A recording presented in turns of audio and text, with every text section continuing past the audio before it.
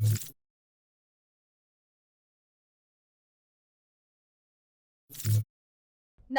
હું છું પ્રિયા અને તમે જોઈ રહ્યા છો જનતા કી જાણકારી ન્યૂઝ। નજર કરીએ આજના સમાચાર। કચ્છના નાના રણમાં વિદેશી પક્ષીઓની મહેમાનગતિ।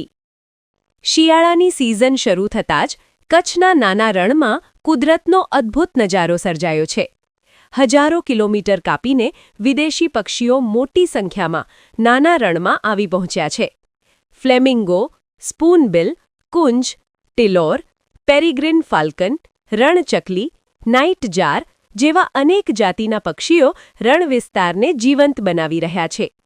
યુરોપ સહિતના ઠંડા પ્રદેશોમાં બરફ વધતા આ પક્ષીઓ લગભગ 4 મહિના માટે અહીં નિવાસ કરે છે, કારણ કે નાના રણમાં તેમને પૂરતો ખોરાક, સલામતી અને અનુકૂળ વાતાવરણ મળે છે। આ પક્ષીઓ જોવા માટે રાજ્ય, દેશ અને વિદેશથી પ્રવાસીઓ મોટી સંખ્યામાં રણની મુલાકાત લઈ રહ્યા છે। પક્ષીઓ કોઈ તકલીફમાં ન આવે તે માટે ઘુડખર અભયારણ્ય દ્વારા વિશેષ કાળજી લેવામાં આવી રહી છે। આ સાથે ધ્રાંગધ્રા ઘુડખર અભયારણ્ય દ્વારા નેચર એજ્યુકેશન કેમ્પનું આયોજન કરાયું છે, જે બજાણા રેન્જના ટુંડી ટાવર પાસે અને ધ્રાંગધ્રા રેન્જના જેસડા વિસ્તારમાં યોજાયું। આ કેમ્પમાં સ્કૂલ કોલેજના વિદ્યાર્થીઓને રણ, વન્યપ્રાણી, વન્ય પક્ષી અને વૃક્ષોના મહત્વ વિશે વ્યવસ્થિત માર્ગદર્શન આપવામાં આવે છે। 1 મહિના સુધી ચાલતા આ નિઃશુલ્ક શિબિરમાં રહેવાની, જમવાની અને ટ્રેકિંગની સુવિધા પણ છે। વન્યજીવોનું રક્ષણ, પર્યાવરણ જાળવણી અને પ્લાસ્ટિકનો ઉપયોગ ટાળવાની સમજણ આ કેમ્પનો મુખ્ય હેતુ છે। કચ્છનું નાનું રણ આ દિવસોમાં પ્રકૃતિ પ્રેમીઓ માટે ખરેખર સ્વર્ગ બની ગયું છે। રિપોર્ટ હિતેશ રાજપરા સાથે જયેશ કુમાર ઝાલા, ધ્રાંગધ્રા। અહીંયા ઘુડખર જે અભયારણ્ય છે, અહીંયા બહુ સરસ મજાનું જોવાનું છે કે જે ઘુડખર છે એના વિશે જાણવા મળે છે।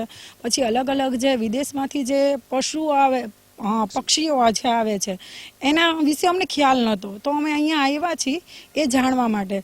તો અહીંયાથી અમને એના વિશેની જાણકારી અમને બહુ સરસ પ્રાપ્ત થઈ છે અને અહીંયાનો જે સ્ટાફ છે એ બહુ મદદરૂપ થયો છે અમને, અને અહીંયાની જે બધી વ્યવસ્થા છે અમને બહુ સારી લાગી છે।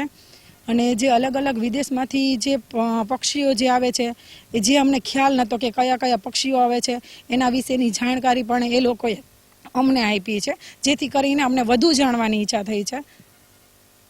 આપણે જાણીએ છીએ કે ઘુડખર અભયારણ્ય 5 લાખ હેક્ટર જેટલા વિશાળ વિસ્તારમાં ફેલાયેલું છે અને ચોમાસામાં વરસાદને લીધે આ સમગ્ર વિસ્તાર છે એ બેટમાં પરિણમતો હોય છે। ત્યારબાદ શિયાળામાં ધીરે ધીરે પાણી છે એ ઓસરતા હોય છે અને આ જે વિસ્તાર છે આપણો ઘુડખર અભયારણ્યનો એ સેન્ટ્રલ એશિયન ફ્લાયવેનો જ એક ભાગ છે અને એના લીધે શિયાળામાં અહીંયા મોટી એવી સંખ્યામાં યાયાવર પક્ષીઓ મુલાકાત લેતા હોય છે। ખાસ કરીને ફ્લેમિંગો છે, પેલિકન છે અને રેપ્ટર એટલે કે શિકારી પક્ષીઓ પણ ખૂબ મોટી માત્રામાં આવતા હોય છે અને આને કારણે પ્રવાસીઓ માટે ઘુડખર અભયારણ્ય એક આકર્ષણનું કેન્દ્ર બનતું હોય છે।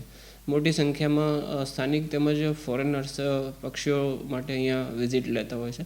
પક્ષીઓની સાથે સાથે જુદા જુદા જે નાના રાણી પશુઓ છે, જેમ કે વોલ્ફ છે, હાયના છે, શિયાળ, લોકડી, આના માટે પણ